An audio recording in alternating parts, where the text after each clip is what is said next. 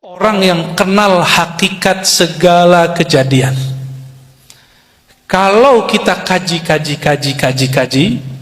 orang taat siapa yang ngizinin dia? Tapi Allah orang maksiat siapa yang ngizinin dia? Allah. Tapi Allah murka. Sudah mulai paham? Nah, ini bab akidahnya. Bab tasawufnya. Ahli ma'rifat melihat apapun, itu yang dia lihat cuma satu. La fa'ila illallah. Tiada yang berbuat kecuali Allah. Dalam pandangan ahli ma'rifat, semua kejadian itu baik.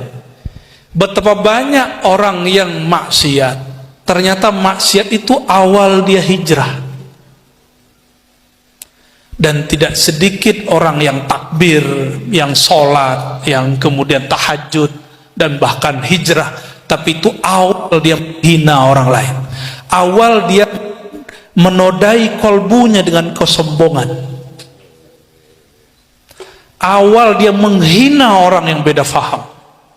Awal dia tengkar dengan tetangganya, dengan saudaranya, cuma karena beda faham. Nih, sudah pernah lihat orang begitu? Antum gak usah lihat siapa-siapa, lihat saya sendiri.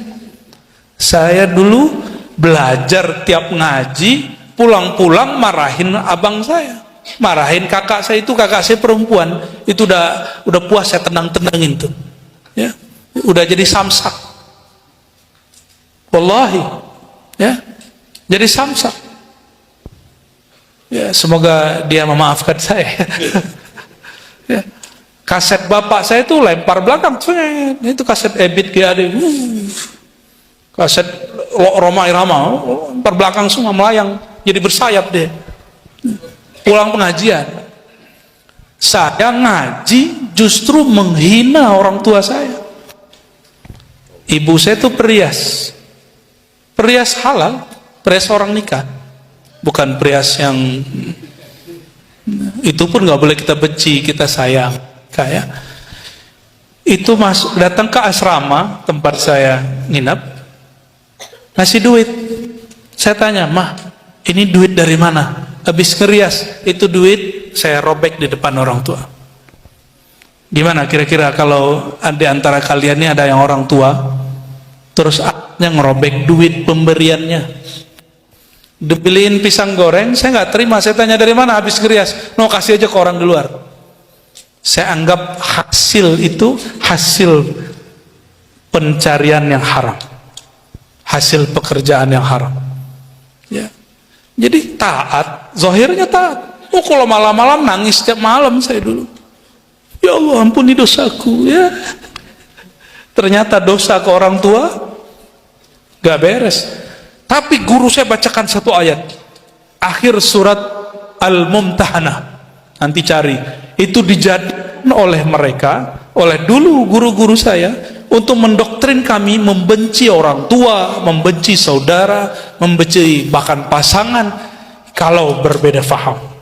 La tajidu qauman yu'minuna billahi wal yawmil akhir yuwadduna man hadallahu wa rasulah walau kanu, sampai tengah, ya, panjang itu. Kamu tidak akan melihat ada orang yang percaya kepada Allah, hari akhir, menyayangi orang yang mengingkari Allah dan Rasulnya, meskipun dia keluarganya sendiri, saudaranya, istrinya, siapapun. Ayat itu turun tentang Abdullah bin Ubay. Bukan perbedaan faham, bukan masalah jingkran, tawasul dan maulid. Tapi beberapa orang bawa itu ke bab itu. Bukan masalah ideologi Pancasila, bukan Pancasila, bukan. Dulu Abdullah bin Ubay itu, seingat saya, ada orang mau bunuh bapaknya. Lalu dia katakan, "Kamu jangan bunuh bapakku." Ternyata Abdullah bin Abdullah mukmin. Ayah dia Abdullah bin Ubay munafik. Abdullah bin Abdullah, si anak, bilang, "Kalau ayahku mau terbunuh, maka yang membunuh aku, jangan kalian." Nah, gitu ngomongnya. Itu ayatnya turun tentang itu. Tapi kami pakai ayat ini untuk tidak mau makan buatan bapak ibu saya. Tidak mau. Ya, jadi kalau ada ayam harus saya yang nyembelih. Bismillahirrahmanirrahim. Padahal sama aja. Itu latihan nyembelihnya sampai ke itu tuh.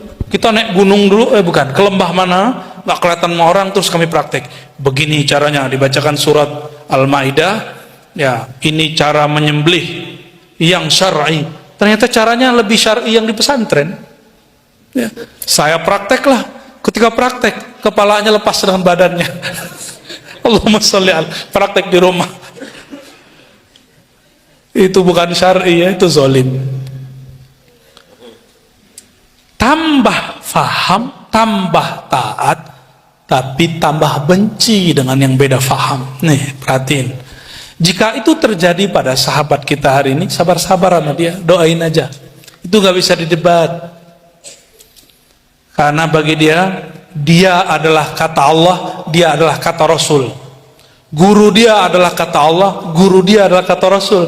Manhaj dia adalah manhaj Allah dan Rasulnya. Akidah dia, akidah semua para nabi. Jadi gak akan bisa didebat. Doain aja. Wa'arid anil jahilin. Udah berpaling dari orang-orang begitu, nggak usah diajak debat. Ya, pengalaman kalau debat bukan tambah, ya, menyelesaikan masalah. Kita boleh debat kalau kita dizolimi. Misalnya akan ada fatwa yang tidak pas, baru boleh debat. Itu fardu kifayah. Ingat-ingat nih Buya ya. Ini para Buya, para asatis ini, kita boleh debat kalau kita mau dizolimi pakai fatwa. Baru kita debat. Tapi kalau belum ada arah-arah ke fatwa, kita nggak usah debat. Karena gunanya juga nggak ada. Cuma gagah-gagahan. Ya. Bayangkan, ilmu itu bagus nggak? Tambah ilmu, suka debat. Debat itu bagus nggak? Berarti belum tentu orang taat itu dia benar-benar taat. Sebagaimana ada orang maksiat di hari ini, malam ini belum sholat, dia mungkin malam ini masih judi, masih minum toa, masih melakukan hal-hal yang gak senonoh, tapi di batin dia sebenarnya ada kegelisahan. Dia gelisah lagi cari yang enak. Ternyata cari enak-enakan, bukan cari ketenangan. Nah, itu bedanya. Dan orang begini, dalam pengalaman kami ngajar, paling cepat tersentuh dengan ilmu tasawuf. Paling cepat tersentuh dengan ilmu tasawuf. Contohnya Fudail bin Iyad, maksiat apa aja dibuat, perkosa orang dibuat, ya, rampok orang dibuat. Fudail bin Iyad. Fudail bin Iyad dari perampok, penjahat, ternyata jadi wali Allah, wali kutub. Bisa dibayangkan. Karena dia tersentuh oleh sedikit saja, itu bab rohani. Ya.